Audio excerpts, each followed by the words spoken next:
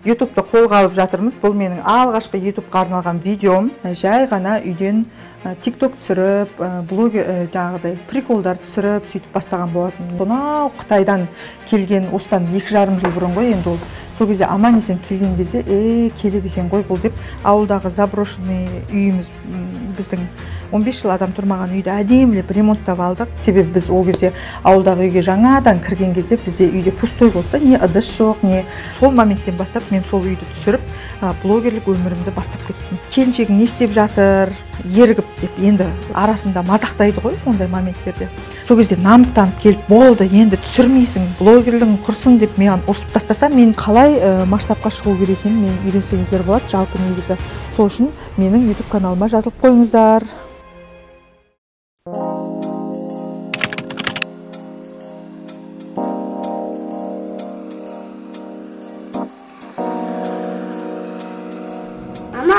Mandarin жейсің? Жей берсе, ашу мен.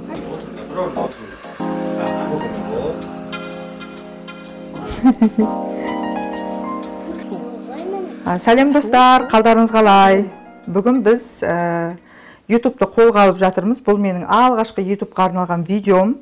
Өзімнен таныстырудан бастадым. Жалпы осы YouTube'ды қолға алып жаңағыдай өзім туралы да не істеп жатқанымды таныстырып өтейін. Менің екі ұлым, үлкенім Хангелді, кішкентайым Ескендір. Осы біздің үй, барлығын көрсететін болам, ашық, өзім туралы, жалпы. Негізі мынау YouTube'ды мен алғаш рет түсіріп тұрмын, сондықтан айып етпейсіздер. Аужан.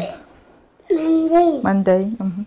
Мына осындай лайв форматында, кәдімгі өмір форматында түсіргіміз келді бірінші. Бүгін менің жалпы үйімнен бастап клаттарыма негізі барлығына баратын боламыз. Жалпы бүгін просто өзім туралы, өзімнің өмірім туралы көрсететін болам. Бұл алғашқы менің видеом. Қатты сөкпеңіздер, өтініш, себебі әлі опыт жоқ бізде, енді шығып жатырмыз YouTube'ға. Сол көреміз енді ары қарай не болатын. Ал енді мені танитындар да бар, танымайтындар да бар, алғаш көріп жатқан адамдар бар. Өзімді жалпы таныстырудан бастайын.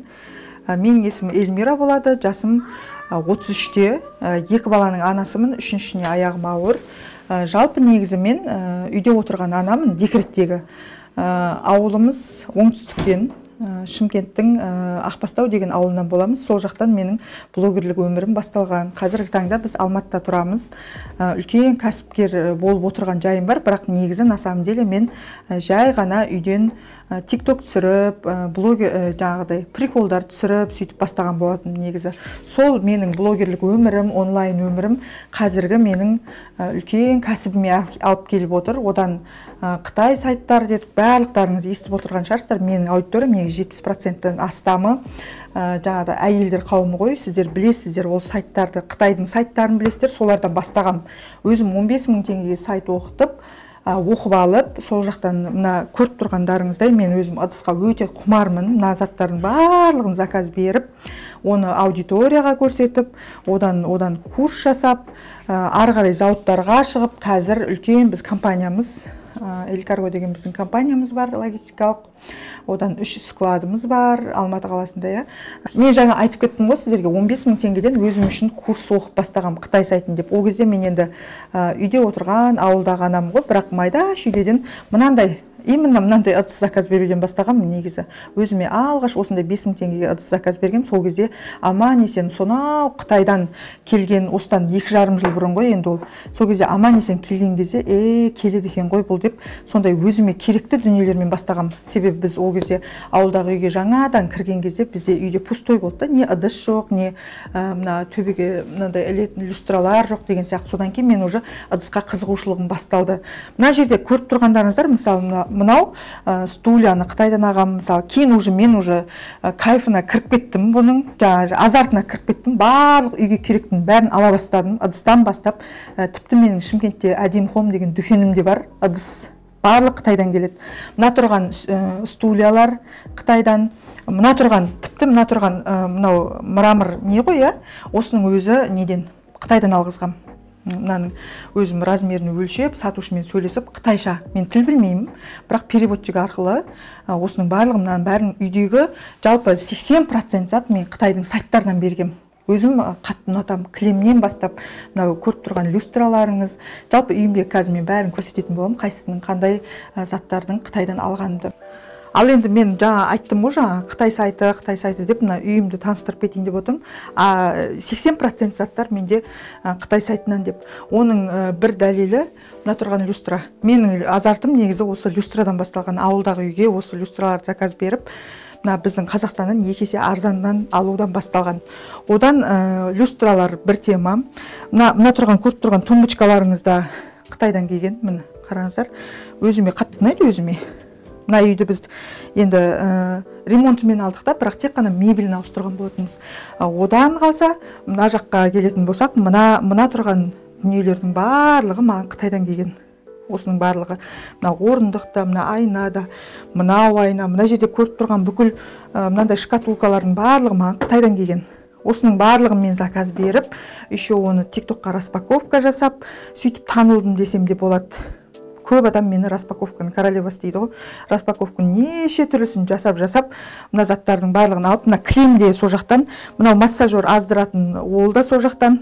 Барлығы, в общем, біздің үйдегі көрген 90% заттың барлығы біздің Қытай сайтынан. Ана тұрған. Мына жақтағы не бар ғой? Лампочка да, ана картина бірақ подарка. Жалпы біздің үйдегі 90% заттың өзі Қытайдан. Мен айтпақшы бір демонстрация жасап жіберейінші деп едім осы жерде. Мына айнам мені хит болған айнада. Қазір бұл именно балалары бар үйге жаңағы айнасы сынып қала беретін үйлерге арналған. Қазір мен сіздерге демонстрация жасайтын болам. Бұл менің ең хитовый жаңа распаковка жасағанда TikTokта ең атқан видеом. Мына қараңыздар. 1, 2, 3 кетті міне. Қараңыздар, дымда болмайды. Бұны полға да тастауға болады, негіз просто менде қазір кілем бар ғой енді. Қанша тастасаңыздар да, мына айна сынбайды. Бұл жаңағы әсіресе көп балалы үйлерге жаңағы мына өзі пластиктен жасалған ғой. Осыны мен сайттан заказ беріп, бұны да бір хит қылған жайымыз бар. Өзім жақсы көрем. Өзі арзан тұрады. Сайтта бір 4 мың, 5 мың тұрады, бірақ келумен 16-17 мың теңгедей болады. Мен өзім негізі бастаған істі соңына дейін аяқтағанды ұнатамын да. Мысалы, осы айтып тұрмын, жаңа 15 мың теңгеден сайт оқып алдым. Одан ары қарай мен жаңа үйдің керекті дүниелерін заказ бердім. Менің дүниелерім, мысалы, аудиторияға ұнады, халыққа ұнады да заказ берген. Мысалы, мына тумбочка кімге ұнамайды, мысалы, иә? Или болмаса жаңағы үйге керекті люстра кімге ұнамайды? Көп адамдардың ошибкасы, мен айтам да, барлығы сайт оқып алған. Қазір Қазақстанның процентінің жаңағы 70%-тен жоғары адам қыз келіншектер Қытай сайттарын оқып алған. Бірақ көбісі айтам да, мен олардың көбісі мен кәкір-шүкір заказ береді. Негізі сөздің ашығы. Үйге керекті заттар заказ береді. Біздің көтеріліп кеткен, менің бір фишкам сол деп ойлаймын да, негізі. Үйге керекті, пайдалы, әдемі заттарды заказ беріп, халыққа көрсетіп, оны біздің Қазақстаннан 2 есе арзан қылып алатын дәлелдеп, одан кейін барып көп адамдар көріп, менің курсыма жазылды деген сияқты.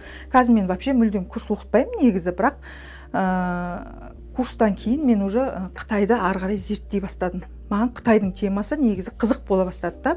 Бірінші сайттан басталды, одан кейін мен тіл білмесем де уже сатушылармен прямой заводқа шыққым келді мен.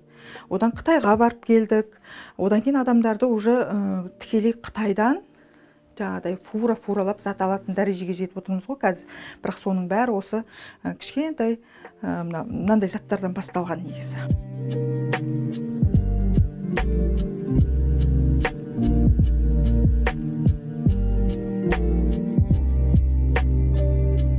Жалпы мен өзім негізі домашний адаммын да, уют дегендер, мен мысалы үйдің әдемілігі, уютный болып тұрғаны өте қатты ұнайды маған. Сондай детальдарға қатты көңіл бөлемін да. Сондықтан да мен Қытайдан тек қана жаңағыдай үйге керекті. Мен киім алмаймын, негізі мойындаймын. Киім, аяқ киім деген көп алмаймын. Мен тек қана мынандай, мысалы, мынаны мен Қытайдан ағам. Мынаны Қытайдан ағам, мынаны Қытайдан ағам, мынаны. В общем, үйде не көресіздер, соның барлығы Қытайдан алынған ғой негізі. Осындай жаңағыдай уютный дүниелерді мен ұнатамын. Мына тұрған подставка болсын, мынау жаңа корзина болсын, мына жақтағы корзина болсын, жалпы негізі барлығын мен Қытайдан алғанды ұнатамын, және үйде уютты істегенді өте қатты ұнатамын.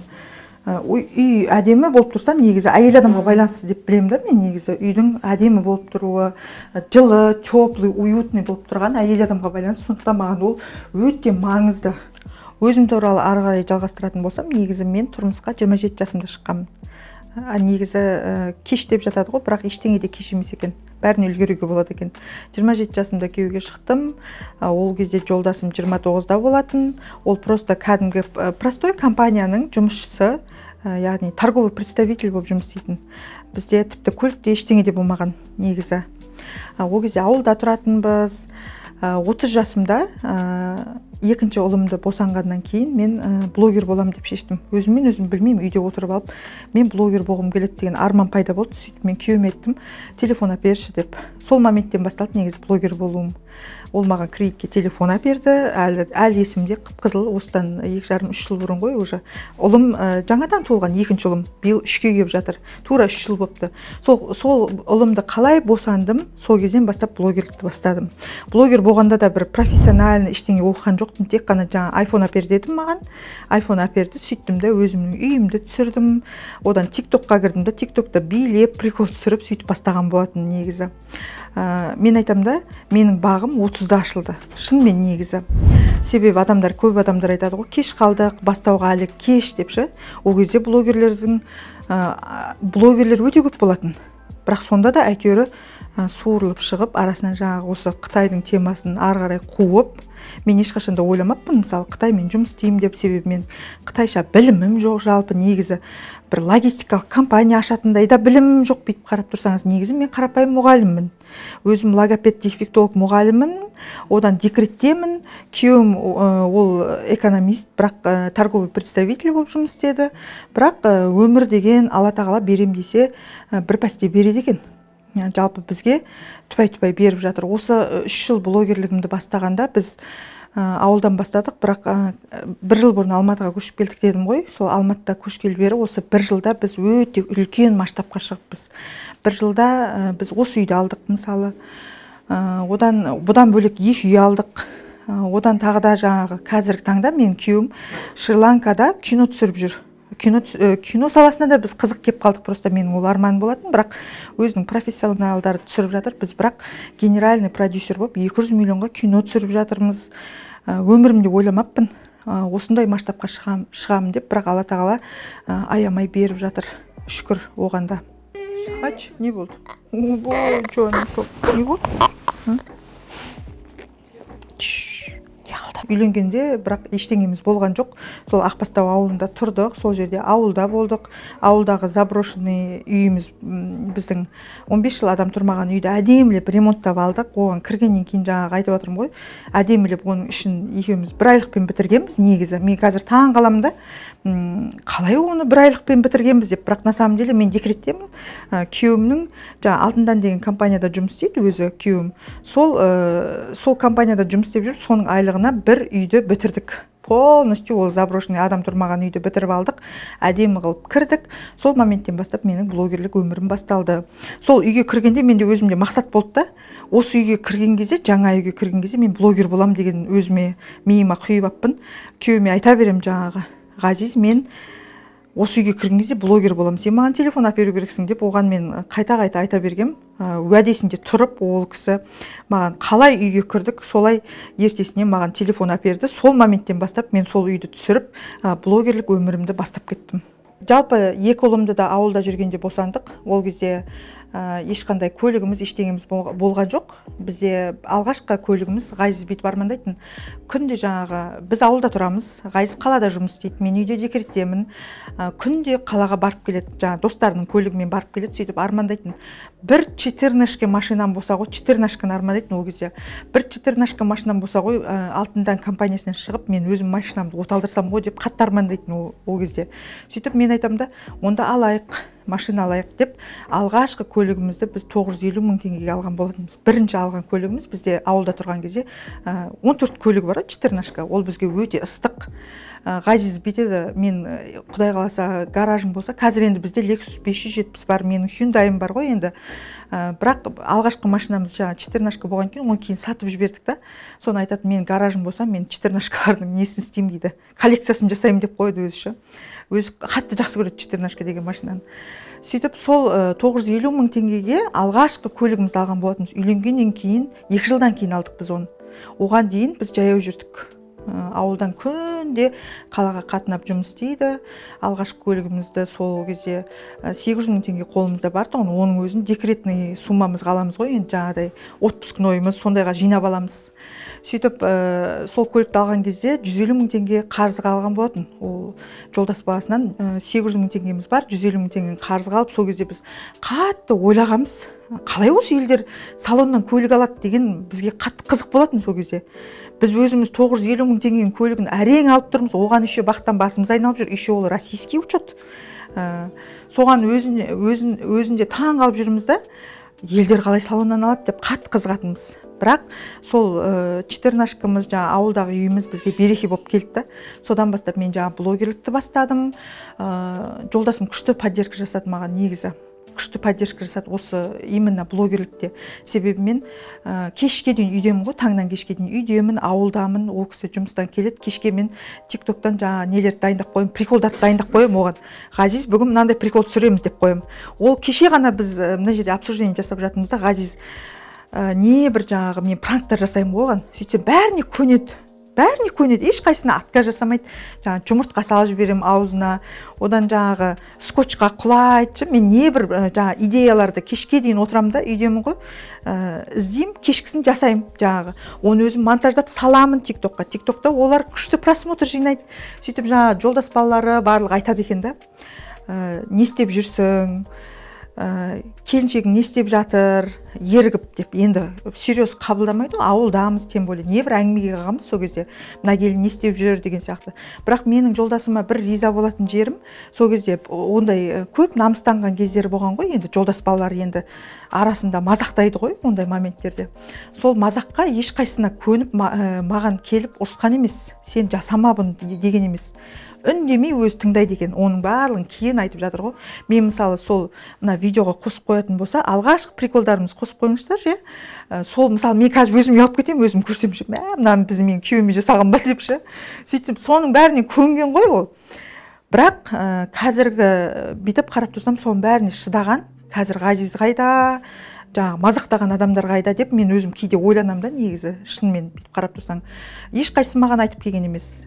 Себебі ауылдың баласы өзі, бірақ сонда да сол кезде намыстанып келіп, болды, енді түсірмейсің, блогерлігің құрсын деп маған ұрсып тастаса, мен сол кезде қоятын едім негізі.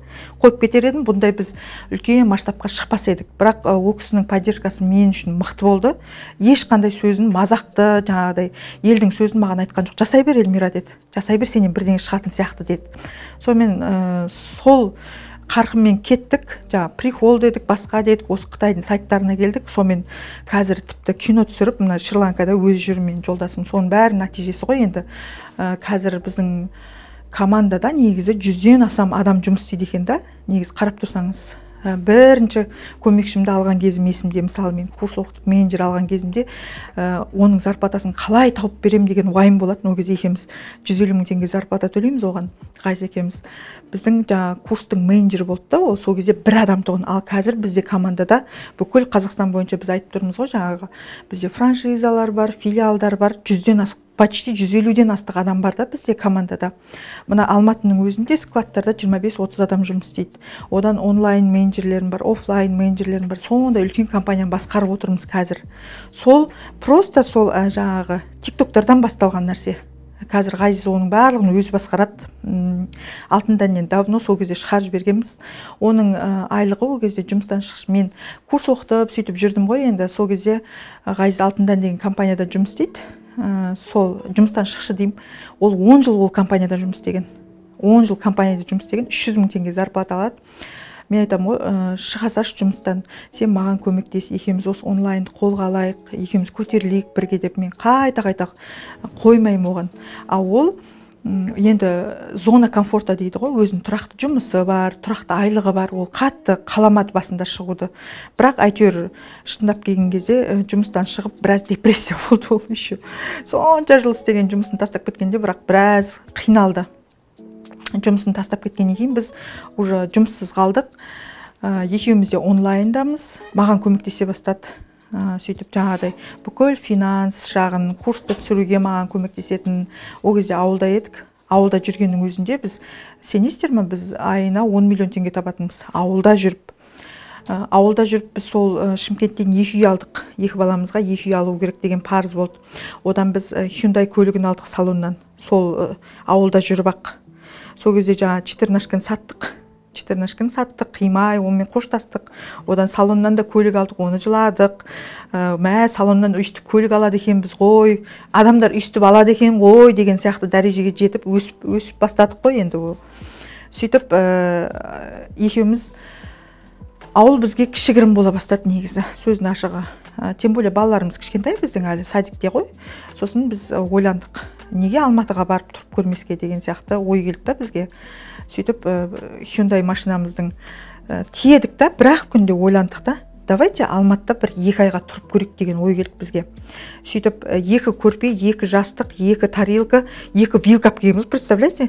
Сон екеуден екеумізге жаңағы балалардың кішкентай чайный ложка не вилкалары бар, бәрін көшіп, киімімізді алып, сол машинаға толтырып, квартирада таппағанбыз. Бір күн шығып кете салдық, үйді құлтадық та. Сөйтіп мен енемдер жылап жүр ғой, сонша мына үйді сонша жасадыңдар, сөйтіп лақтырып кеттіңдер ма, тастап кеттіңдер ма дейді. Біз айтамыз, 2 ай тұрып көреміз. 2 ай Алматыда тұрып көреміз деп. Келе жатып мен жолда крышадан квартира таптым. Осы именно білмеймін не үшін екен, осы 12 месяц дегеннен 300 000 теңгеге квартира табыла кетті. Келдік та, соған орналастық. Осы жерден шығамай жүрміз әлі. 1 жыл болыпты ровно, 1 жылдан асты ғой. Білмеймін почему-то не үшін екен. Осы жерде 2-ші квартирада тұрдық, одан кейін мынаны сатып ала салдық, дайын болған екен. Осы районнан шығамай қалдық. Сөйтіп жаңағы 300 000 теңге квартираға тұрдық, 2 айға кетіп келгенбіз, 2 айымыз уже 1,5 жыл болыпты. Бірақ Алматыға келгеніміз бізге құт болып келді. Алматыға қалай келдік? Бізде ол кезде бірақ онлайнда едік та, одан кейін біз карго аштық. Оны үлкен қылып складтар қылып аштық, одан зауыттарға шықтық, Қытайға барып келдік 1 емес 3 рет. Үлкен команда құрдық. В общем, осы жақтан Алматы бізге бақ болып келді шынымен. Бұл жақта да өліп атқан жоқпыз. Бірақ жаңағыдай көп адамдар айтады ғой, жаңа Алматыға бір айген пакетпен келген едік деген сияқтышы. Үйтіп келген жоқ, пакетпен келген жоқпыз, өз көлігімізбен келдік, бірақ 2 айға тұрып көруге келіп қалып кеттік енді осы жерде. Сөйтіп өткенде мамам айтады ғой маған, Эльмира қашан қайтасыңдар дейді да маған. Сөйтіп сендер 2 ай емес, уже 1 жылдан асып кетіп жатыр ғой дейді. Сонда мама, ойлаңызшы, мен бүкіл компанияны осындай үлкен жұмысты тастап кетіп ауылға барып тұрсам қалай болады екен қазір деп ойлаймын да мен. Бірақ ауылдағы үйімізде қазір ата-енем қарап тұрады. Ыстық бізге, өзі оны ешқашан сатпаймыз, ауылдағы үйімізге барып тұрамыз, потому что ол бізге өте берекелі үй болды. Қытай деп, Қытайдың дүниелерін жақсы көремін деп, тіпті мына диван, мына не шкафты да Қытайдан алдырғам, сенсеңіздер. Осылай тап-таза әп-әдемі болып Қытайдан келді. Pinduoduo деген сайттан заказ берген, егер естігендеріңіз болатын болса. Мына тұрған декорлар, ана тұрған декорлар барлығы менің үйімде айтып отырмын ғой, өтірік айтпаймын мен. 80% немесе 90% заттың өзі бізде Қытайдан. Мына тұрған, көріп тұрған люстраларыңыз, одан мына елкада, үйдегі стульяларда, жаңағы столдарда, общем барлығы менде Қытайдан келген. Мен өзім мен андай адаммын да, қалай айтсам болады, ауа ұсынғым келмейді адамдарға. Көп адамдар мысалы курс оқытады ғой, енді білем, мен де енді инфобизнес саласында жүрмін ғой, бірақ менің курсым өзіме пайдалы деп санаймын да, себебі мен ауа курс бермеймін адамдарға. Біреулер айтады ғой, жаңа психологтар бар енді, олардікі маған өтпейді да, бірақ менің курсымды оқығандар кезінде, бірақ қазір оқытпаймын, қазір реклама деп кетпесін, негізі қазір курс оқытпаймын. Бірақ осы пайдалы дүниелер бердім деп ойлаймын. Менен адамдар негізі 10 000-нан аса адам оқыған негізі кезінде. Соның барлығына мен әдемі заттар заказ беруді үйреттім. Олар қолына алып, жаңағыдай өйстіп үйінде қолданады. Мысалы, кімге ұнамайды мысалы мынандай әдемі дүниелер, иә? Өзің үйіңе аласың, оны ашасың, көресің, қолданасың деген сияқты. Көп уақытым енді түзде өтеді мен негізі. Жаңа айтып отырмын, складтарымыз бар, қаншама жұмыстар бар. Мысалы, қаншама тауарлар келеді Қытайдан, иә. Сондай кезде уже балаларым қазір кетпеші дейді да. Арнайы енді көмекші бар, үйде қарайтын. Бірақ кейде өзімді кінәлі сезініп қоямын.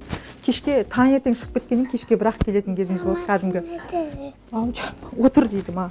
Сіз енді үнемі түздесіз ғой, балаларыңызға қалай көңіл бөлесіз, немесе балаларыңыздың алдыңызда өзіңізді кінәлі сезінбейсіз ба деп. Оған дейін негізі үйде отырған едім ғой енді. Қазір кәдімгідей шынымен баспен жұмысқа кіріп кеттік та таңертең кеткеннен кешкісін бірақ келеміз үйге. Сондай моменттерде менде балаларым қасында болмадым ғой деген не болады жаңағыдай. Нет. Өзіңді кінәлі сезім болады енді. Адам баласымыз ғой енді. Сондай кезде мен жаңағы құрбым бар, Роза Аширбаева, танитын шығарсыздар. Сол кісіден сұрап қоямын ғой. Сізде енді мен сияқтысыз ғой, далада жүрсіз, балаларыңыз қалай көңіл бөлесіз, мен кейде өзім кінәлі сезінемін деп сұраймын ғой. Сөйтсем ол кісі айтады да маған, 24-те 7 үйде отырған аналар бар ғой, олардың өзі үйде 24-те 7 отырғанымен вниманияны дұрыс бермеуі мүмкін дейді да. Одан да сапалы өткізген 1 сағатың, 1,5 сағат, 2 сағатың немесе 1 сағат, просто 1 сағат сапалы бір күнде балаңмен жақсы уақыт өткізсең, сол кезде уже сенің жаңағы сол бір күндік бүкіл махаббатыңды арнайды дейді да. Сол 1 сағат сапалы өткізген 1 сағат балаларыңмен мысалы құшақтасып, мысалы сөйлесіп деген сияқты, сондай момент бүкіл 24 сағат уақытты алуы мүмкін дейді. Достар, біз осы үйге мына жерден біз шыға алмай қалдық, сөздің ашығы. Оның мен тарихын айтып берейін. Біз Алматыға алғаш келген кезде жаңа крышадан осы жерден квартира табылды да, 300 мың теңгеден. Сөйтіп біз ол жерде 2 ай тұрдық. Сөйтіп ол жерде білесіздер ма, мен хозяйкам, мен енді блог жүргіземін ғой, ол мені көреді да. Сөйтіп үйге келім кетім бар, басқа деген сияқты. И сол маған бүйтіп айтқан ғой, сен мен үйімді састып жіберетін болдың, қонақ көп күтеді екенсің деп айтқан. Сол кезде жаман намыстанып, шымкентскийлер сондай біліп едім деп маған мен намысыма тиетін сөз айтқан сол кезде ше. Сөйтіп жаңағы кісінің сөзі маған қатты өткен ғой, мен соны жылап қалғам. Шымкентский деп айтты, тем более үйімді сасытып жіберетін болдың деп. Негізі на самом деле мен үйде көмекшім бар тұғын ол кезде де ше. Бірақ қатты намыстандым, сөйтіп мен аудиторияма салғам ғой. Сөйтсем, сразу бір оқырманым, тура осы ЖК-ның 1-ші этажында тұрады екен. Сразу маған шықты, Эльмира ханым, ол үйде тұрмай қойыңыз, менің үйімде тұрыңыз деді. 3 бөлмелі үйім босатып берді. Как раз мен біреуге квартира іздеп жатыр едім. Мен 3 бөлмелі үйім бар, сіз сол жерде тұрыңыз деді да. Сөйтіп содан сол ЖК-дан 6-ші этажында тұрдық біз бірінші 300 мың төлеп. Содан астына түсе салдық, бір күнде көшіп кете салдық ана үйден. Мен қатты намыстанғам ғой, ғайызға жылап, депрессия болып. Біз үйіміз бар, тем более жаңа ауылдағы үйіміз бар, жерге қарап тұрған адам емес біз, бірақ біз Шымкентский деген сөз естідік, еще қонақта көп күтесің деп айтты, намыстанып кеткем ғой. Сонымен осы жерден 1-ші этажға квартира тұрдық. Ол жерде 3-4 ай тұрдық. 3-4 ай тұрдық, жаңағыдай склад аштық, үйттік бүйттік. Сонымен жаңағы қыздың сөзі маған қатты өтіп кеткен ғой. Содан кейін біз сразу үй алдық. Одан кейін 2 айдан кейін үй алдық. Ол Рамс Сити деген жерден. Бірақ ол енді бітпеді. Біткенде бізге декабрьде бітеді деп уәде берді да. Бірақ созылып кеткеннен кейін біз крышаны қарап отырсам, жаңа қашан квартирада жүреміз деген сияқты ой болды да. Сөйтіп бүйтіп қоямын ғой, дайын үйге көше салайықшы, ремонт жасауға шамам жоқ дедім. Сөйтіп едім, тура осы ЖК-ның 2-ші ЖК-сынан, 2-ші подъездінен дайын үй тұр ғой. Мына үй 44 миллион, жаңа көрген үйіміз де 44 миллионға алғанбыз ше. Сөйтіп алдық та ана жерден көшіп кете салдық, 44 миллионға сатып алдық та. Сонымен білмеймін, осы ЖК-дан шыға алмай жүрміз, айналып келіп ше. Достар, білесіздер ма, негізі мен Алматыда тұруды өте қатты армандаған адаммын да. Армандаған кезде де негізі үй алу өте қиын ғой, мойындайықшы, қазір өте қиын. Мысалы, мен ол кезде бүйтіп армандайтын, Алматының шетінде болсын, хотя бы 20 квадрат үйім болса ғой деп армандайтын. Оны кез келген Алматыға келгісі келіп жүрген адамдар армандайтын шығар. Кезінде Шымкент қаласының өзінен біз 7,5 миллион теңгеге двухкомнатный квартира ала алмағанбыз кезінде. Ол кезде 3-4 жыл бұрын ғой енді. Ол кезде біз отбасы банкке ақша жинайтынбыз, жолдасымыз екенбіз, одобрение бермей, пенсионный деп күйдіріп жібереді ғой адам негізі. Сөйтіп біз ауылға қайтып, сол ауылда қалған болатынбыз. Сөйтіп мынау блогерлікпен айналысып, үйтіп көтеріліп, сөйтіп жаңағы үйлерді уже бірінші алғашқы үйімізді біз BI групптан Шымкенттен алдық та. Сол кезде маған бірақ невозможный болып көрінген да. Себебі біз алдында 7,5 миллион теңге ақша жоқ еді ғой ол кезде. Сөйтіп мынау онлайнның арқасында, менің блогерлігімнің арқасында біз үй алдық. Одан Алматыға көшіп келдік. Сөйтіп Алматыға көшіп келген кейін мына үйді мысалы 44 миллионға осы үйді алдық. И еще Рамс Ситиден 36 миллионға бір үй алдық. Жақында осы 2-3 ай бұрын мына фою деген не бар ғой, мен қатты армандағым. Басында Алматыға келген кезде ойбай мына жер Америка ғой деп тұрып армандаған жерімнен 112 миллионға ол жақтан 120 квадраттық үй алдық. Енді бұйырса мына тұрып жатқан жеріміз бар ғой, жаңа айттым ғой, кете алмай қалған жықамыз депші. Содан кетейін деп жатырмыз скоро. Ана фоюдың ремонтын бастап сол жаққа кетейін деп жатырмыз. Енді қарашы, Алла тағаланың құдіреті сондай. Қандай да, мысалы, кезінде мен Алматыдан 20 квадратты үй армандайтынмын, қазір менде уже бір емес, басымда 3 квартира бар екен. Оның бәрі негізі ризыққа келіп жатқан үй, одан кейін жаңағыдай тынбай еңбек, осы онлайнның арқасы десем болады. Онлайн бизнестің арқасы. Көп адам негізі түсінбейді, негізі Инстаграм, ТикТоктан табыс табуға болмайды деп айтады да, бірақ болады, оған мен дәлел. Мен осы онлайнның арқасында алып отырмын. Басында біз мынау Hyundai автокөлігін салоннан алып жатқан кезде сол онлайнның арқасында тұғын. Ең бірінші менің крупный табысым сол болатын негізі. Жаңағыдай айтып едім ғой, бізге кезінде 14 көлік арман болған. Сол Алла тағаланың берген ризығының арқасында міне бізде қазір өмірімізде армандамаған көлік бар да, мысалшы. Мысалы, мен 45 миллиондық Lexus мінем деп ешқашан да ойлаған емеспін. Себебі жаңа айтып отырмын ғой, жолдасым, хотя бы менде жұмыстан шығып просто оталдыратын машина болса ғой деп армандағанша. Ал енді қазір міне Lexus'та жүрміз. Аллаға шүкір, осы өзіміздің бизнестің арқасында, мына Қытаймен бизнестің арқасында осының барлығы болып жатыр негізі. Қытай деп менсінбейді ғой негізі. И еще Қытайды почему-то біздің қазақтар жек көреді негізі. Менің мысалы партнерларым да жаңағы Қытаймен жұмысымда берекелі болып келді. Өте берекелі болып келді. Бізді өте үлкен масштабтарға шығарды негізі. Бұл көлігім мысалы өзім жақсы көремін. Жолдасымдікі, бірақ өзі жоқ кезде айдап қоямын ғой мен жаңағы. Достар, білесіздер ма, мына здание туралы мен айтқым келіп тұрды. Басында біз былтыр декабрь, желтоқсан айында мен алғаш каргомды аштым. Ол кезде карго жоқтың қасы еді. Бар, жоқ деп айтпаймын, бірақ санаулы ғана тұғын. Бір Қазақстанда 10 шақты карго болатын. Сөйтіп, мен каргомды ашқаннан кейін біз карго ашуды үйрете бастадық. Мен мысалы карго ашу менторлығын алдым.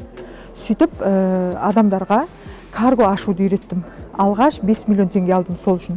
Адамдар январь-февральда ешқандай мертвый сезон деп жатады ғой, Қытаймен бизнес жоқ, анау-мынау деп. Бірақ маған былтырғы ақпан мен январь айы мен үшін өте берекелі ай болған, себебі мен қаншама каргоның ашылып бизнес жасауына көмек бердім, негізі ментор болдым. Мысалы, мына жерде қазір сіздер осы зданияға бірінші келген кезде, біз бірінші келген кезде мына жерде ештеңе жоқ тұғын, пустой тұғын, ештеңе жоқ, бір штук карго жоқ тұғын. Ал біз қалай осы жерге келдік, ел каргомыз келді біздің, сосын мына жақта тағы да Ерай деген карго болды ол кезде. Содан кейін бастап мына жерде бүкілі карго қазір. Каргодан қазір көз ашпайсыздар. Ашу да оңай болып кетті. Ал басында негізі карго ашатын кезде біз өте қиын деп ойлайтынбыз оны негізі.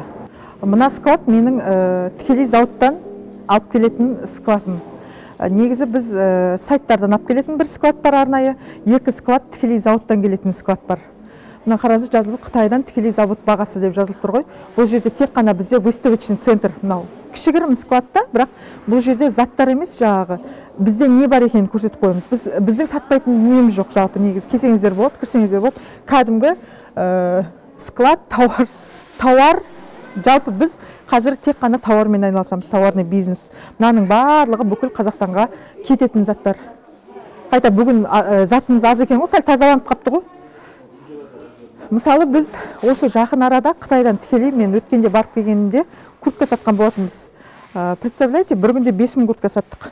Сол 5000 куртканың міне әлі таратылымы болып жатырмын. Мынаның бар курткалар, бүкіл Қазақстанға кетіп жатқан курткалар, біздің сатпайтын не жоқ негізі.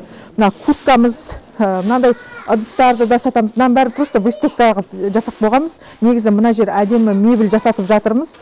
Бір аптадан кейін келген кезде күшті мына выставочный центрге келетін едіңіздер, сәл ерте келіп қалдыңыздар дегесін ба. Мына жерде скотчтың дауысы естісеңіздер, бұл енді склад кәдімгі қызу өмір бұл жақта. Ал енді мына біздің екінші складымыз. Бұл жерде біздің тек қана заттарымыз тұрады. Бізде күнделікті тауарлар келіп кетіп жатады. Мысалы бізде қараңыздар, мына жерде міне просто бізде не тауар бар екен көрсетейін. Мына коляскалар, мына жақта куклалар бар мысалы, иә. Одан мына жақта смеситель, аяқ массажоры, колготки, жалпы люстра, міне біздің сатпайтын дүнием жоқ. ютубқа шығып жатырмыз Мирасбек мырза. Міне қараңыздар, мына жерде Мирасбек мырза мысалы оптым люстра сатады. Бұл кісі менің менторлығымда өзі люстраларын күнде отправка жасайды. Тікелей зауыттан алып береміз. Бізде тек қана барлығы тікелей зауыттан. Міне мысалы қазіргі таңда қай қалаға жіберіп жатсыз? Қарағандыға люстра кетіп бара жатыр мысалы міне. Иә. Бәрін жақсылап жібереді. Мына жақта мына кісі біздің қалайсыздар? Бұл кісілер смесительдеріңіз қайда? Міне Ақтөбеге отправкаға кетіп бара жатыр мысалы. 2 коробка. Бұл жақта мысалы бізде смеситель. Біз негізі адамдардың өміріне жалпы бізге келген адам барлығын табады оптым бағада да мысалы. Оптым бағада люстра үйіне. Оптым бағада мынау қазір кухонный смеситель бар ғой, кухонный деппін ғой, душқа арналған смеситель бар ғой, қазір хит болып жатыр ғой, сондайлар.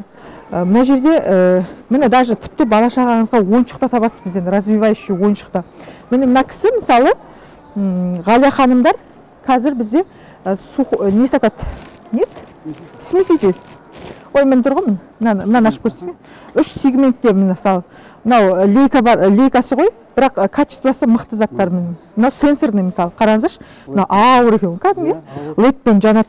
Если что, бізден складтан тікелей бүкіл Қазақстанға таратамыз біз. Осындай заттар. Адамдарға пайдалы заттар ғой деп жатырмын ғой мен. Тек үйіне керекті заттар. Бізге келген адам, в общем, бала шағасын киімнен бастап, нәскиінен бастап, колготкасынан бастап, өзіне үйіне керекті, кухнясына, ваннасына, баласына, үйіне, газ, мына даш бар ғой. Мысалы, мынау не? Аяқ массажер мысалы. Сіз бізден даже аяқ массажерін табасыз. Ана жақта кухонный мойка бар ғой, ыдыс жуатын. Вот сондай да бар. В общем, бізде өте зат көп. Өте зат көп. Елкалар сатып жатырмыз. Өте заттар көп. Біздің складтан келген адам жанының рахатын өзіне керегін алады. Міне осындай пайдалы жұмыс жасап жатырмыз. Еще бізде бағаның барлығы арзан, бүкіл Қазақстан бойынша. Бізде енді қазір нағыз склад өмірі, жаңа көрдіңіздер складты, мына жер столовыйда, обед, түскі ас уақыты. Міне қарапайым адамдар ұқсап өзіміз осындай складтан, асханадан тамақ жейміз. Негізі өзіме ұнайды, өзім жұмысым, өзім кайф алам. Складқа қайта-қайта келе берем да, мен қыздарым айтады, неме істейсіз складта дейді да. А маған бұл жақтағы өмір ұнайды. Ал ол кісілер айтады, сіз кафеде, әдемі жерде жүру керексіз деп қояды да. Ол жақты да жақсы көремін, бірақ өзімнің складтағы живой қызып ана тауар таратылып жатқан моменттерді де жақсы көремін өз басым. Осы біздің тіршілік жұмыс. Өмірімде ойламаппын, тауарный бизнеспен айналысып, сондай үлкен объемдарда істеймін деп ойламаппын негізі. Бірақ жасап жатырмыз қолдан келгенше. Мынау 3-ші складымыз, бұл біздің ең алғашқы тай-тай басып бастаған, ең алғашқы офлайн бизнесіміз десек те болады. Эль Карго. Айтып едім ғой, осы жерге жаңа мен бір жерде айтып кеттім ғой, осы мына зданияға келген кезде ешқандай карго болмайтын. Алғашқылардың бірі біз едік. Сосын мына жан-жағымыздағы барлық каргоның барлығын біз ашып берген болатынбыз. Эль Каргоға кіріп көрсетейін енді.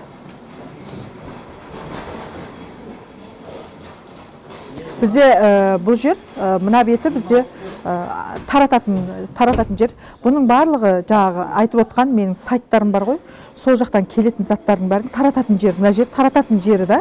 Осы жерден адамдар келеді да, мысалы, менің Пиндодадан затым келіп еді ғой, соны беріңізші деп мен қыздарымнан алып кетеді. Арғы жақта сортировка жасалады бүкіл тауарлардың келгендер. Бірақ бүгін бізде воскресенье, бүгін тауар алмаған, складта уборка болып жатыр, Динара ханым.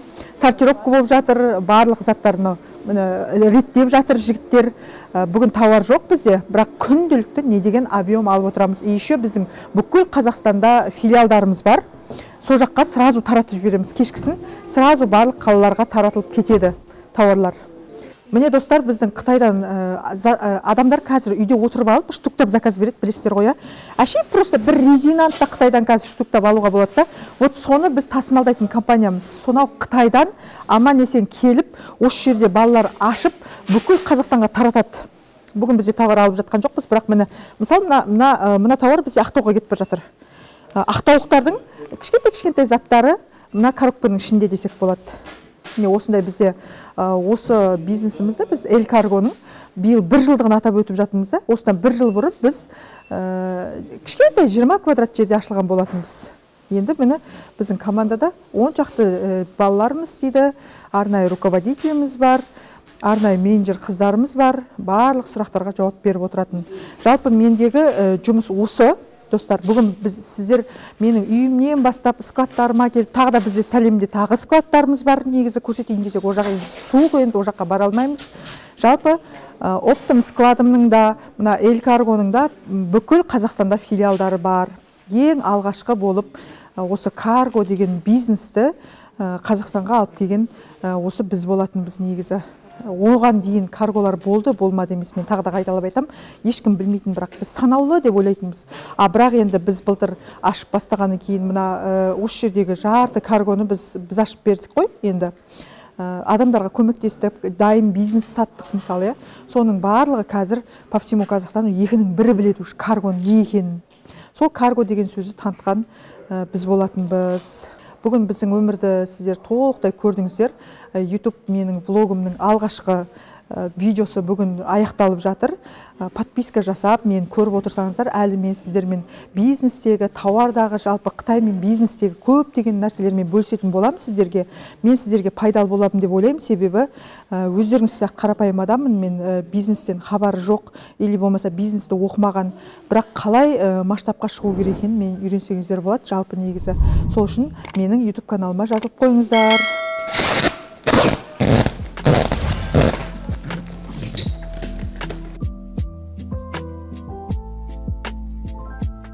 Ал достар, бүгін біздің видеомыздың соңына да келіп қалдық.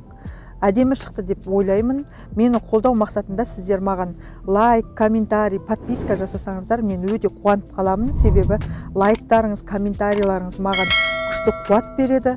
Еще мен өзімнің атынан арнайы ең күшті комментарийға керемет сыйлығымды дайындап қойдым. Оны лично өзім сіздерге табыстайтын боламын. Бұл канал негізі пайдалы. Әлі мен сіздермен неше түрлі заттармен, неше түрлі пайдалы заттармен бөлісетін боламын. Жалпы бизнес туралы, Қытаймен бизнес туралы, қалай нөлден көтерілу керек деген сияқты көптеген ақпаратпен бөлісетін боламын сіздермен. Бұл каналды қолдау мақсатында жазылып қойыңыздар маған.